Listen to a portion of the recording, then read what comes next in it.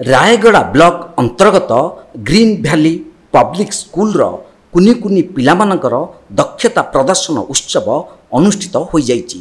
एही अवसर रे आयोजित उत्सव को वरिष्ठ आईनजीवी तथा स्कूल निर्देशक रामप्रसाद पात्र उद्घाटन करथिबा बेले मुख्य अतिथि भावे विशिष्ट समाजसेवी जया ठाकर और सम्मानित अतिथि भावे नलिन सिंह जोग देइथिले। छात्र छात्री माने कौतुक पोशाक नाच गीत और मन रखिथिबा इंग्राजी कविता आवृत्ति संगीत चौकी रे अंशग्रहण करथिले। स्कूल अध्यक्ष सूर्यनारायण होता अतिथि मानक परिचय प्रदान करथिले। स्कूल प्रशासक प्रमोद कुमार सामल समस्त प्रकार सहयोग जोगाई देबा सह मार्गदर्शन करथिले। अतिथि माने कुनी कुनी पिलांकु पुरस्कार वितरण करथिले। किंडरगार्टन श्रेणीर छात्र छात्री सेमानक प्रतिभार श्रेष्ठ प्रदर्शन करथिले।